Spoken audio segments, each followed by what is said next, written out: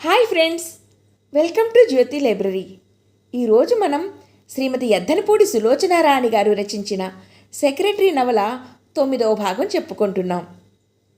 గత భాగంలో appendicitis operation అయిన జయంతిని రాజశేఖరం తన ఇంటికి తీసుకువస్తాడు. జయంతికి రాజశేఖరం ఇంట్లో ఉండడం ఇష్టం లేదు. కానీ రాజశేఖరం ఊర్లో లేనప్పుడు వెళ్ళిపోతే బాగుండదు అంటుంది బామ్మ. కథలోకి వస్తే శేఖరం ఊరు వెళ్ళి దాదాపు 20 రోజులు అవుతుంది. అతను తిరిగి రాలేదు. కనీసం ఫలానా కారణం వలన రాలేకపోయాను అని ఉత్తరం కూడా రాయలేదు. నీ తిక్క కుదిర్చి నిన్నెక్కడే ఉంచాలని అలా చేశాడేమో అంది సునంద రహస్యంగా. చిప, నీకు బుద్ధి లేదు కసురుకుంది జయంతి. శేఖరం క్షేమం గురించి కబురు తెలియలేదని బామ్మగారికి ఆదుర్దా ఎక్కువైంది. 4 రోజుల్లో వచ్చేస్తానని చెప్పాడు. 20 రోజులు దాటిపోయాయి. అబ్బాయి రాలేదు, ఏమైందో అంది ఆవిడ.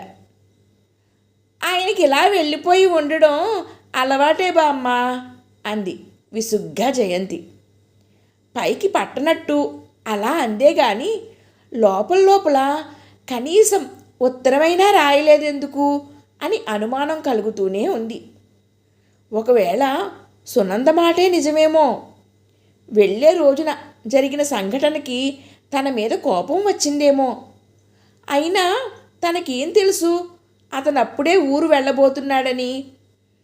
అసలు ఎంత చేసిన మనిషి అలా నిర్లక్ష్యంగా ఎందుకు మాట్లాడాలి? కొంచెం ఆప్యాయంగా మాట్లాడితే తను కూడా అలాగే మాట్లాడేది. అతని మాటలు ప్రవర్తన గుచ్చినట్టే ఉన్నాయని స్పష్టంగా కనిపిస్తుంటే ఏం చెయ్యాలి? ఏది ఎలా ఉన్నా రోజులు క్షణాల్లా గిర్రున తిరిగిపోతూనే ఉన్నాయి. అడపాదడపా శివరాం వస్తూనే ఉన్నాడు. అతనితో పాటు ప్రకాశం కూడా అప్పుడప్పుడు వస్తున్నాడు. వచ్చినప్పుడల్లా వాళ్ళ చేతుల్లో పువ్వులు పళ్ళు తప్పకుండా ఉంటాయి. వాళ్ళు వచ్చినప్పుడల్లా గంటలు నిమిషాల్లా దొర్లిపోతాయి. బామ్మగారికి కూడా శివరాం కబుర్లు నచ్చుతున్నాయి. బామ్మకి కామేశ్వరమ్మ గారికి స్నేహం బాగా కలిసిపోయింది. ఒకరోజు ఆవిడ వచ్చినప్పుడు అక్కడే సునంద కూడా ఉంది. కామేశ్వరమ్మ గారు జయంతి పెళ్లి ప్రసక్తి తెస్తూ, నా ఎరుకలో ఓ మంచి కుర్రాడున్నాడు, అతను గనక ఒప్పుకుంటే జయంతి పెళ్ళి మా చేతుల మీదుగా చెయ్యాలని నాకు డాక్టర్ గారికి ఉంది అంది. ఎవరిది చెప్పండి, ఇంకా ఆలస్యం చేస్తారేం అంది బామ్మగారు ఆదుర్దాగా. ఇప్పుడే చెప్పను, మొదట అతని అభిప్రాయం తెలుసుకోవాలి. మీకు పుణ్యం ఉంటుంది, అదేదో త్వరగా చూద్దురు. దాని పెళ్ళి అయిపోయిందంటే నాకు ఇంకా ఎక్కడున్నా నిశ్చింత అంది మనుమరాలి వంక చూస్తూ. జయంతి ఆ ప్రసంగం మీద ఇష్టం లేనట్టు చటుక్కున లేచి నిలబడి, సునంద, ఈరోజు పోస్టులో కొత్త పుస్తకాలు వచ్చాయి. వాటిల్లో స్వెట్టర్లు అల్లడం ఉంది, చాలా కొత్త డిజైన్లు, రా చూపిస్తాను అంది. అబ్బా, తర్వాత చూస్తాను లెద్దు సునంద విసుక్కుంటూ అని కామేశ్వరమ్మ గారి వైపు తిరిగి, చెప్పండి చెప్పండి, ముందసలు కుర్రాడెలా ఉంటాడు? జయంతి పక్కన నిలబడితే ఈడుగా ఉంటాడా అంది. ఆ, చక్కటి ఈడు జోడు అవుతుంది. నాకు తెలిసినంతవరకు అంత మంచి జోడ ఎక్కడా చూసి ఉండరు అంది ముసిముసి నవ్వులు నవ్వుతూ. ఆవిడ జయంతి వైపు చూసింది. జయంతికి ఎందుకో ఆవిడ నవ్వు చూస్తుంటే చిరాకు పుట్టింది. సునంద, నువ్వు వస్తావా, నేను వెళ్ళనా? వస్తానుండు. చెప్పండి, అబ్బాయి ఏం చదివాడు? పెద్ద చదువే. అంటే మంచి సంస్కారం వ్యక్తిత్వం ఇచ్చేటంత చదువు. సునంద మరోసారి పిలిచింది. సునంద జయంతి మాట వినిపించుకోకుండా, ఏదైనా ఉద్యోగం చేస్తున్నాడా అంది. ఉద్యోగం చేయడం లేదనుకో, కానీ డబ్బు సంపాదించడం అతనికి తెలిసినంతగా మగవాళ్లలో చాలా కొద్ది మందికే తెలుస్తుంది. జయంతి వచ్చి సునంద చెయ్యి పట్టి బలవంతంగా లేవదీసి రెక్క పుచ్చుకుని ఈడ్చుకుపోయింది. సునంద వెనక్కి తిరిగి నవ్వుతూ ఇంకోసారి అడుగుతాను అంటూ వెళ్ళిపోయింది. అవతలికి వచ్చేసిన తర్వాత ఏమిటా వెదవుతోందరా, ఇప్పుడు ఆ పుస్తకాలు చూడకపోతే కొంప మునుగుతుందా అంది చిరుకోపం నటిస్తూ. ఆ వెదవ కబుర్లు వినకపోతే నీకు నిద్ర పట్టదా? పట్టదు. నా ప్రాణానికి ప్రాణానివి నువ్వు. నీకు కాబోయే మొగుడు ముందు నాకు నచ్చాలి. ఆ మాట మర్చిపోకు. కళ్ళలో కూడా మర్చిపోను. మరి పాపం ఆవిడంత ఉత్సాహంగా ఆ సంబంధం గురించి చెబుతుంటే, అవునులే, ఏం చదివాడో తెలియదు, ఉద్యోగం ఏమీ లేదు, కానీ డబ్బు మాత్రం సంపాదించగలడు అంటే ఎలాంటి మనిషో అర్థం కావడం లేదు నీకు. ఎలాంటి మనిషి అంటావు? ఏ వడ్డీ వ్యాపారం తిప్పేవాడో అయి ఉంటాడు. వాళ్ళకి ఉన్నన్ని తెలివితేటలు, వాళ్ళు సంపాదించేంత డబ్బు ఇంకెవరు సంపాదిస్తారు? పోనీ నీకెలాంటి వాడు కావాలో చెప్పు. నేను అసలు పెళ్లి చేసుకుంటేగా. ఎప్పటికీ చేసుకోవా? కర్మ, మిస్సమ్మగా ఉండిపోవాలనుకుంటున్నావా ఏం? అదేం లేదు, ఇప్పుడప్పుడే చేసుకోనంతే. అలా చెప్పు. కానీ నువ్వు చేసుకోవాలనేసరికి వయసు దాటిపోయి మొహం ముడతలు పడిపోయి అప్పుడు నువ్వు కావాలనుకున్నా ఎవ్వరూ నీ మొహం చూడరు. ఈ రోజుల్లో చాలామంది అమ్మాయిలకి అదే జరుగుతోంది. జరిగితే జరిగిందిలే, అదే మంచిది. ఏ ముక్కు మొహం తెలియని వాడినో చేసుకుని వాడితో పెళ్ళైన మరునాటి నుండి నానా బాధలు పడుతూ క్షణం ఒక యుగంలా ఈడ్చే కంటే, పోనీ ముక్కు మొహం తెలిసిన వాడు ఎవరైనా ఉంటే చెప్పు, యుగాలు క్షణాలుగా గడిపేద్దు గాని అంది సునంద. ఏం, నువ్వు వెళ్ళి సంబంధం మాట్లాడతావా? ఓ తప్పకుండా. ఆయన దగ్గరికి వెళ్ళి, ఓ మహానుభావ, నీ అదృష్టం ఏమని కొనియాడవలను? మా జయంతి లాంటి సౌందర్యవతి సుగుణాల పుట్ట నీకు భార్యగా దొరకపోతోంది అంటే అది కేవలం నీ కర్మ, చావు, ఏడుపు, మొత్తుకు అంటావు, అంతేనా అంది జయంతి. సునంద నవ్వింది. వెంటనే చంపలేసుకుంటూ, రామరామ, అలా అంటావా? ఒకవేళ ఎప్పుడైనా నీ కాబోయే భర్త అలా అన్నాడంటే అతను ఒక పిచ్చివాడైనా అయి ఉండాలి, లేదా 2 గుడ్డివాడైనా అయి ఉండాలి అంది. అప్పుడు నువ్వు నీ నుదురు బాదుకుని కర్మ అనుకోవాలి, అంతే. సునంద, నిజంగా సీరియస్గా చెబుతున్నాను, నేను ఇప్పుడప్పుడే పెళ్లి చేసుకోను, ఒట్టు. సునంద క్షణంసేపు జయంతిని పరీక్షగా చూసింది. ఆ వెంటనే కళ్ళు గుండ్రంగా తిప్పుతూ, ఓ ఇప్పుడు అర్థమైందిలే, అదా నీ ఉపోద్ఘాతం అంది. అంటే ఏముంది, జీవితాంతం రాజశేఖరం సెక్రటరీగా ఉండిపోవాలి, అంతేనా?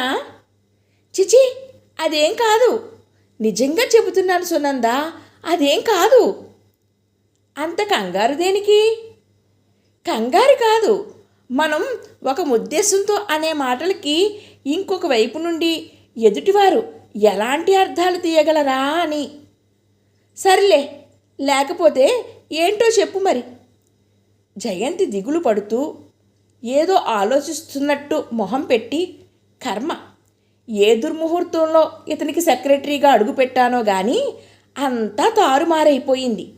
ఒక్కటి కూడా అనుకున్నది అనుకున్నట్టు జరగడం లేదు. ఇంకా నయం కదూ, వెంటనే ఇతని దగ్గర జాబు దొరక్కపోతే నిన్ను వనితా విహార్ వాళ్ళు ఓ ఊపు ఊపకుండా వదిలేవాళ్ళా? అవుననుకో, కానీ ఏమిటో జీవితం ఎక్కడో మలుపు తిరిగిపోయినట్టే అనిపిస్తోంది. ఆ మలుపు అందమైనదేనని నాకు గట్టి నమ్మకం. సునంద కొంటెగా నవ్వింది. నీ మొహం, అతను ఊరు నుండి రాగానే మేము ఇంటికి వెళ్ళిపోతాం. ఆ తరువాత అతనికి మాకు ఏ సంబంధము ఉండదు. ఆ సంగతి నాకు తెలుసు. ముందు నిన్నతను గడప దాటనివ్వాలి కదా, ఆ తరువాత మిగిలినవన్నీ. అంటే నీ ఉద్దేశం? సునంద, అతని సెక్రటరీగా నేను రిజైన్ ఇచ్చేశానన్న సంగతి నువ్వు మర్చిపోతున్నావు. నువ్విచ్చావు నిజమే, కానీ అతను అంగీకరించిన సూచనలేవి కనిపించడం లేదు నాకు. అలాగే అనుకుంటూ ఉండు. ఊరు నుండి అతను రాగానే నీ ఇంట్లో ఒక్క క్షణం ఉంటే ఒట్టు, అప్పుడను. చూద్దాంగా. చూడు, ఒకవేళ ఉంటే నా పేరు జయంతి కాదు, పోన్లే జయ, జయలు. ఇంతకీ పుస్తకాలు ఏవి? పుస్తకాలు లేవు, గిస్తకాలు లేవు. కావాలంటే పూలున్నాయి, కోసిస్తాను రా అంది జయంతి కోపంగా. ఆ రాత్రి పడుకోబోయే ముందు బామ్మగారు వికసించిన మొహంతో, కామేశ్వరమ్మ గారు చెప్పిన సంబంధం గనక ఓకే అయితే జయ, మన కష్టాలు తీరినట్టే. నువ్వు చాలా అదృష్టవంతురాలివి అంది. నా అదృష్టం ఏమిటో నాకు బాగానే తెలుసు బామ్మ, ఒక్కళ్ళు నాకు చెప్పక్కర్లేదు అంది జయంతి విసుగ్గా గోడవైపు తిరిగి పడుకు. 4 రోజుల తరువాత ఓ రోజు సాయంత్రం అప్పుడే శివరాం వచ్చి వెళ్ళిపోయాడు. జయంతి ముందు హాల్లో కూర్చుని పుస్తకాలు తిరగేస్తోంది. బామ్మగారు కూడా అక్కడే ఉంది. వాకిట్లో కారు చప్పుడు వినిపించింది. ఎవరే వచ్చింది అంది బామ్మగారు. జయంతికి క్షణంసేపు గుండెలు కొట్టుకున్నాయి. ఆ కారు చెప్పుడు ఎవరిదో తనకు స్పష్టంగా తెలుసు. అబ్బాయి కాదు కదా. బామ్మగారు లేచి వాకిట్లోకి వెళ్ళబోయింది. తన ఊహే నిజమయ్యింది. బామ్మకి గుమ్మంలోనే ఎదురయ్యాడు శేఖరం. అరే, ఏమిటి అంత చిక్కిపోయావు? బామ్మగారు ఆత్రంగా అడిగింది. జయంతి చటుక్కున తలెత్తి చూసింది. చూస్తూనే తెల్లబోయింది. శేఖరం చాలా చిక్కిపోయాడు. గడ్డం మాసి ఉంది. శరీరకాంతి మాసిపోయి పాలిపోయినట్టుగా ఉంది. అసలు నువ్వేనా? గుర్తుపట్టలేకుండా ఉన్నాను. జ్వరం వచ్చింది. వెళ్ళిన మరునాడే నొప్పులు అనిపించింది. సాయంత్రానికి ఒళ్ళు వెచ్చగా అనిపించింది. 2 రోజుల్లో తగ్గిపోతుంది అనుకున్నాను, తగ్గలేదు అన్నాడతను. మనిషి ఎంత చిక్కిపోయాడో, కంఠం అంత గంభీరంగా ఉంది. అయ్యో రామా, ఒక ఉత్తరం మాకైనా రాసి పడేయరు. రాస్తే ఏం చేస్తారు అంటూ పైకి వెళ్ళబోతూ ఒక్క నిమిషం జయంతి దగ్గర ఆగి, నీ ఒంట్లో ఎలా ఉంది అన్నాడు. బాగానే ఉంది, లోతుగా నూతిలోంచి మాట్లాడుతున్నట్టు అంది. అతను మరో మాట మాట్లాడకుండా పైకి వెళ్ళిపోయాడు. ఆ రాత్రి అతనిక కిందికి రాలేదు. బామ్మ చెప్పడం వలన తెలిసింది. బొంబాయిలో పాకిస్తాన్ నుంచి వస్తున్న కాంతిసీకులతో పాటు ఓ కొత్త జ్వరం దిగుమతి అయ్యింది. ఒళ్ళంతా నొప్పులు, మరునాటికి తీవ్రమైన జ్వరం, కాళ్ళు పట్టేయడం, ఇది దాని లక్షణం.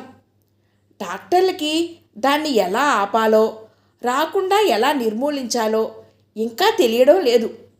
జ్వరం నుండి తేరుకునేసరికి మనిషిని శరీరంలో ఏ కాస్త శక్తి లేకుండా పీల్చేస్తుంది. రాజశేఖరం చాలా ఆరోగ్యవంతుడు కాబట్టి దాని తాకిడికి తట్టుకుని ఆ మాత్రం నిలబడగలిగాడు. ఈ పరిస్థితుల్లో ఎలా వెళ్ళిపోతామని అడగడం, అసలు ముందు బామ్మ అంగీకరిస్తుందా? అది అనుమానమే. జయంతికి సునందతో తను అన్న మాటలు గుర్తుకొచ్చాయి. మనిషికి తన ఆలోచనల మీద తనకి అంత నమ్మకం. కాలం అనేది ఒకటి ఉందని, దాని చేతుల్లో అది సృష్టించే పరిస్థితుల మధ్య తను కీలుబొమ్మనని మర్చిపోయి ఇది చేస్తాను అది చేస్తాను అంటూ ఛాతీ విరుచుకు తిరుగుతాడు. చివరికి అది ముక్కు పట్టించినట్టు ఆడతాడు. ఈ సంగతి మనిషికి ప్రతిక్షణం ఎందుకు గుర్తుండదో? శేఖరం కోలుకోవడానికి ఎక్కువ రోజులు పట్టలేదు. బామ్మ అతన్ని కంటికి రెప్పలా చూస్తోంది. ఈ 4-5 రోజుల్లోనూ తను ఒక్కసారి కూడా అతని దగ్గరకు వెళ్ళలేదు. వెళ్ళే అవసరం రావడం లేదు. ఒకసారి బామ్మకి బదులుగా తను మంచినీళ్లు తీసుకెళ్ళింది. నువ్వెందుకు తెచ్చావు అన్నాడతను మంచం మీద నుండి లేచి. తేకూడదా అని అడగాలనిపించినా అతని కంఠస్వరపు ధోరణికి అడగలేకపోయింది. బామ్మకి నొప్పి వచ్చింది అంది. సరే అన్నాడతను పక్కనున్న పుస్తకం తీసి చూసుకుంటూ. జయంతి తిట్టుకుని ఆ గ్లాసు తీసుకుని బయటికి వచ్చేసింది. ఎందుకో గాని అతని కంఠంలో నిర్లక్ష్యం స్పష్టంగా కనబడుతోంది. ఆ సాయంత్రం వంట చెయ్యాలనుకుని సిద్ధమవుతుండగా ఇంతలో నాయర్ వచ్చాడు. నువ్వెందుకు వచ్చావు అంది వెనక్కి తగ్గుతూ. అయ్యగారు కబురు చేశారు, మీరు లేవండి అన్నాడు. జయంతి మౌనంగా బయటికి వచ్చేసింది. అంటే తను చేసిన వంట తినాల్సి వస్తుందని అతనికి భయమా? శేఖరం బాగా కోలుకున్నాడు. మామూలుగా యథాప్రకారంగా అతని పనులు జరిగిపోతున్నాయి. బామ్మగారికి కూడా కులాసాగానే ఉంది. కానీ నాయర్ మళ్ళీ తిరిగి వెళ్ళిపోలేదు. ఓ రోజు సునంద వచ్చినప్పుడు, ఇంకా ఉన్నావే, అతను ఊరు నుండి వచ్చి ఇన్ని రోజులైతే అంది నవ్వు దాచుకుంటూ. కళ్ళు కనిపించడంలా నీకు? అతను ఏ పరిస్థితుల్లో తిరిగి వచ్చాడు అంది జయంతి కోపంగా. కోపం దేనికి? పోనీలే, ఇప్పుడు నయమైందిగా అంది సునంద. అవును, ఇవాళో రేపో అడుగుతాను. ఎక్కడ చెప్పు? ఉదయం వెళ్ళి రాత్రికి వస్తున్నాడు. భోజనం కూడా నాయర్ ఆఫీసుకే తీసుకెడుతున్నాడు. నీ మనసులో ఉద్దేశం కనిపెట్టాడులా ఉంది, అందుకే తప్పించుకుంటున్నాడేమో. చిచి అంది జయంతి. పైకి కాదని తీసేసినా లోపల లోపల అదే నిజమేమో అనిపించసాగింది. 2 రోజుల నుండి విశ్వ ప్రయత్నం చేస్తే 3వ రోజున శేఖరంతో మాట్లాడే అవకాశం కలిగింది జయంతికి. ఆ రోజు అదృష్టం. ఎందుకో అతను రోజులా త్వరగా వెళ్ళిపోలేదు. 10 గంటల వరకు ఇంట్లోనే ఉన్నాడు. జయంతి వెళ్ళిపోతాం అని చెప్పడానికి ఇంతకన్నా మంచి అవకాశం రాదని తోచింది. బామ్మ పూజగదిలో ఉంది. గంటకి కానీ బయటికి రాదు. నాయర్ వంటింట్లో ఉన్నాడు. వాసు బజారుకి ఏదో పని మీద బయటికి వెళ్ళిపోయాడు. శేఖరంకి తనకి ఏదైనా వాగ్యుద్ధం జరిగితే అది ఎవ్వరి చెవినా పడదు. దొడ్లో ఉన్న పూలు కోసి దేవుడికి మాలగా గుచ్చడం జయంతి దినచర్యలో ఒక భాగం. ఈరోజు కూడా పళ్ళెం నిండా పూలు పోసుకుని గుచ్చుతోంది. పూలపళ్ళెం చేత్తో అలాగే పట్టుకుని మెట్లెక్కి పైకి వచ్చింది. గదిలో అతను అద్దం ముందు నిలబడి టై కట్టుకుంటున్నాడు. జయంతి గదిలోకి రావడం ఎదురుగుండా అద్దంలో నుండి కనిపిస్తూనే ఉంది. గుమ్మంలోనే ఆగిపోయింది జయంతి. అతను ఆత్రంగా వెనక్కి తిరగలేదు. ఎందుకొచ్చావు అని అడగలేదు. నిదానంగా టై కట్టుకోసాగాడు. వళ్ళు మండిపోయింది జయంతికి. పళ్ళెంలో పూలు గుచ్చే సూది తీసి వెనకగా వెళ్ళి భుజం మీద గట్టిగా గుచ్చాలన్నంత కోపం వచ్చింది. అసలు ఏమైంది ఇతనికి? ఇది వరకు శేఖరానికి ఇతనికి ఎక్కడన్నా పోలిక ఉందా? బామ్మ తన మాటలకు లోబడిపోయింది. అందుకే ఇక ఈ ఇంట్లో ఉండడం తప్ప ఇంకేం గత్యంతరం లేదు నాకు అనే గర్వమా? అతను చూసి చూడనట్టు ఊరుకున్నాడు. మీతో ఒక మాట చెప్పాలని వచ్చాను అంది తనే ఇక గత్యంతరం లేక. ఏమిటి? కంఠంతో పాటు ముఖం కూడా గంభీరంగా ఉంది. అతని స్వరానికి గతుక్కుమంటూ మా ఇంటికి వెళ్ళిపోతాం అంది. బామ్మ ఒప్పుకుందా? ఆవిడకేం అభ్యంతరం లేదు. అది నీకు తెలుసా? తెలుసు. అయితే ఇక అభ్యంతరం ఎవరికి మరి? నిశ్చలంగా అన్నాడతను. జయంతి చురుగ్గా చూసింది. ఈ సాయంత్రం వెళ్ళిపోతామని చెప్పడానికి వచ్చాను. సరే. ఈ మాట కోసమే అతను ఎదురు చూస్తున్నట్టుంది అతని ధోరణి. వచ్చిన పని ఎంత సూటిగా సులభంగా అయిపోతుందని కల్లో కూడా అనుకోలేదు తను.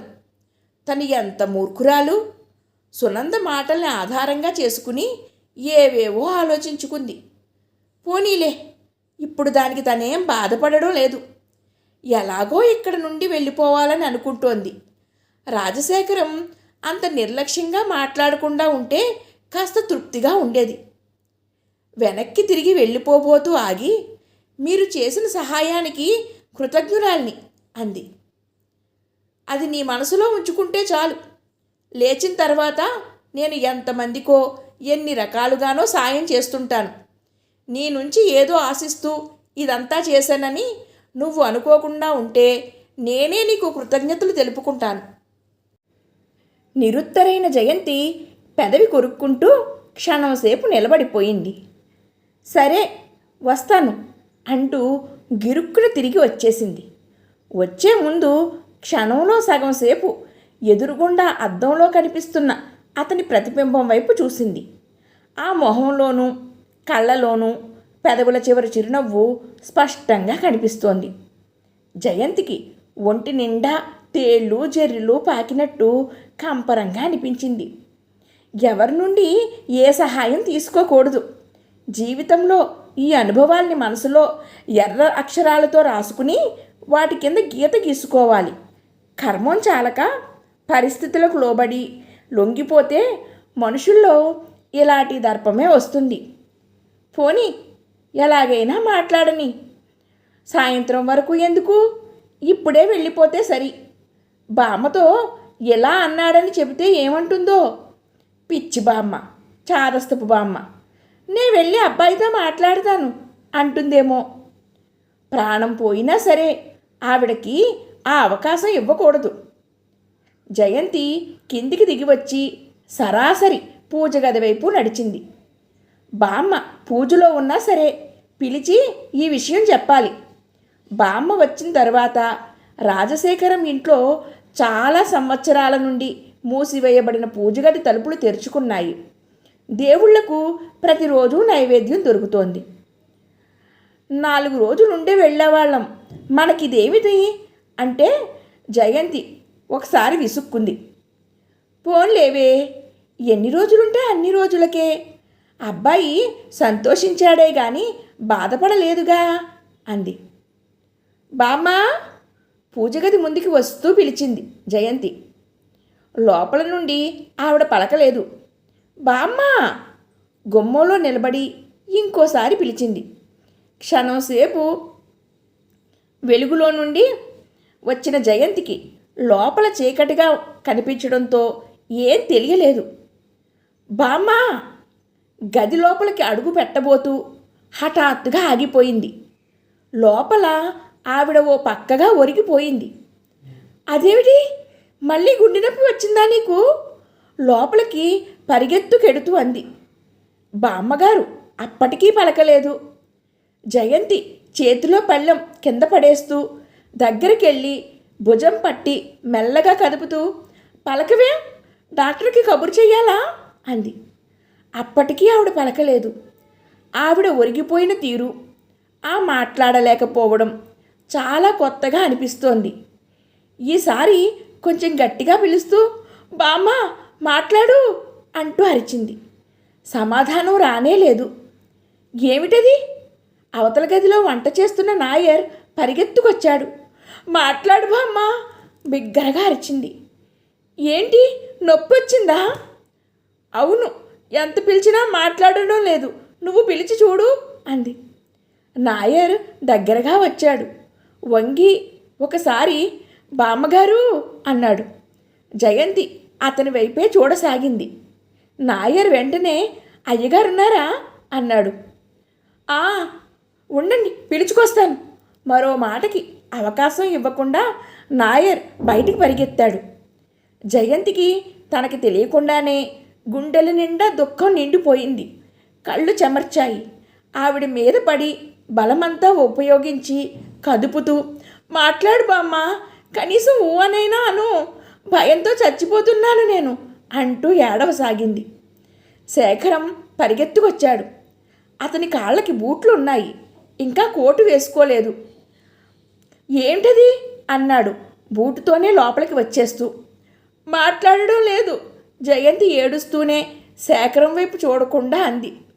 ఆగు, నువ్వు జరుగు అంటూ జయంతిని పక్కకు లాగి మోకాళ్ల మీద కూర్చుని ఆవిడ చేతిని తన చేతిలోకి తీసుకుని నాడి చూశాడు. అతని కనుబొమ్మలు ముడుచుకున్నాయి. ముఖంలో బాధని సూచించే భావంతో జయంతి వైపు ఓసారి చూసి వెంటనే నాయర్ వైపు తిరిగి, నాయర్, డాక్టర్ పరాంజపేని అర్జెంటుగా రమ్మన్నానని ఫోన్ చెయ్యి అన్నాడు. నాయర్ పరిగెత్తాడు. డాక్టర్ వచ్చే లోపల బామ్మగారిని నాయర్ సహాయంతో తీసుకొచ్చి మంచం మీద పడుకోబెట్టాడు. ఏమిటి, ఏమైంది అంది జయంతి. శేఖరం జయంతి చేతిని తన చేతిలోకి తీసుకుంటూ మృదువుగా, ఏం లేదు, నువ్వు కంగారు పడకు అన్నాడు. హఠాత్తుగా జరిగిన ఈ హడావుడికి జయంతి బుర్ర మొద్దుబారిపోయినట్టే ఉంది. డాక్టర్ వచ్చాడు. వస్తూనే ఆవిడని పరీక్ష చేసి, ఇదేంటి, ప్రాణం పోయిందని ఎంత స్పష్టంగా తెలుస్తుంటే అన్నాడు శేఖరం వైపు చూస్తూ. కానీ శేఖరం డాక్టర్ వైపు చూడడం లేదు. రెప్ప వాల్చకుండా జయంతిని పరీక్షగా చూస్తున్నాడు. ఏమిటి, ఏమిటి మీరనేది తడబడుతూ అంది జయంతి. ఆవిడ ప్రాణం పోయి అప్పుడే గంట అయ్యింది అన్నాడు డాక్టర్ జయంతిని చూస్తూ. అబద్ధం, కాదు కాదు. జయంతి హఠాత్తుగా బామ్మ వైపు పరిగెత్తబోయింది. జయంతి, దానికోసమే చూస్తున్నట్టు శేఖరం ముందుకు వచ్చి జయంతి చేతిని గట్టిగా పట్టుకున్నాడు. వదలండి, నన్ను వదలండి, మీరు చెప్పింది అబద్ధం అంటూ జయంతి బాగా పెనుగులాడి అతని చేతిని వదిలించుకుని మళ్ళీ బామ్మగారి మీద పడి ఏడవసాగింది. డాక్టర్ యువతలకి వచ్చేస్తుండగా, ఎవరు, వాళ్ళు మీ చుట్టాలా అని అడిగాడు. అవును, మా అమ్మకి ఆవిడ పినతల్లి, కొద్ది రోజుల క్రితమే తెలిసింది, తెచ్చి దగ్గర పెట్టుకున్నాను అన్నాడు శేఖరం పరధ్యానంగా. అలాగా, అయితే కావలసిన వాళ్లే అన్నమాట అంటూ డాక్టర్ వెళ్ళిపోయాడు. అతన్ని పంపించేసిన తరువాత శేఖరం 1 నిమిషం పాటు వరండాలో ఆగిపోయాడు. లోపల నుండి జయంతి ఏడుపు హృదయ విదారకంగా వినిపిస్తోంది. ఆవిడ ఎన్నోసార్లు జయంతికి ఈ విషయం చెప్పేస్తానంటే తనెందుకు వారించాడు? ఏ శనిదేవత తన నాలుక మీద కూర్చుని ఆ మాట అనిపించింది? ఇప్పుడు చెబితే మటుకు జయంతి నమ్ముతుందా? అయినా హాస్యాస్పదంగా ఉంటుంది. అసలే అనుకోకుండా జరిగిన 1-2 సంఘటనలతో జయంతికి తన మీద నమ్మకం పోయింది. బంధుత్వం ద్వారా కాకుండా తన వ్యక్తిత్వం ద్వారా ఆమెకు దగ్గరవ్వాలని ఆశించాడు. శేఖరం మెల్లగా లోపలికి వచ్చాడు. బామ్మగారి శవాన్ని చూసేసరికి అతని కళ్ళ నిండా గిర్రున నీళ్లు తిరిగాయి. జయంతికి ఆ సుస్థి రాకపోతే ఈ బంధుత్వమే తెలిసేది కాదు.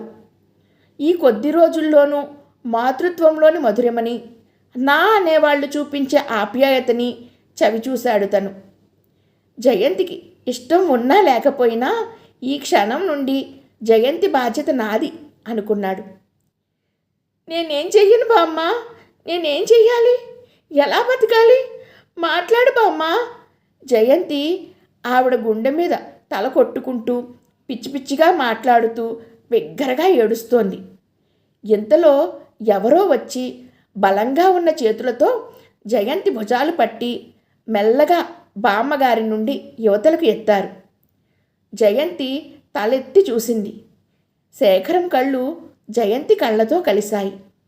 అతని కళ్ళు ప్రపంచంలో ఉన్న ఆప్యాయతని, జాలిని నింపుకున్నట్టు ఉన్నాయి. జయంతి, అతని కంఠంలో బాధ స్పష్టంగా వినిపిస్తోంది. బామ్మని వదిలి నేను ఎలా ఉండగలను? 2 చేతుల్లోనూ మొహం దాచుకుని బావురుమంది. నువ్వు ధైర్యం తెచ్చుకోవాలి. శేఖరం జయంతి తలను దగ్గరకు తీసుకుని గుండెలకు హత్తుకున్నాడు. ఏం చెప్పడానికి అతనికి కూడా మాటలు పెగలడం లేదు. జయంతి పైకి ఏడుస్తుంది, అతను మనసులో ఏడుస్తున్నాడు. అంతే తేడా. బామ్మ, ఇది నిజం కాదని చెప్పండి, ఇంకో డాక్టర్కి చూపించండి. అతని గుండెలకు అంటుకుపోయిన జయంతి వెక్కుతూ అంది. 1 గంట క్రితం ఎవరైతే తనని నిర్లక్ష్యంగా చూస్తున్నారని భుజాల మీద సూదితో గుచ్చి బాధ పెట్టాలనుకుందో అతనే ఇప్పుడు బలంగా ఉన్న తన 2 చేతులు పెనవేసి ధైర్యం చెబుతున్నట్టు పొదివి పట్టుకున్నాడని జయంతికి తెలియలేదు, గుర్తుకు రాలేదు. బామ్మగారి దహనక్రియలు శేఖరం తన చేతి మీదుగానే స్వయంగా ముగించాడు.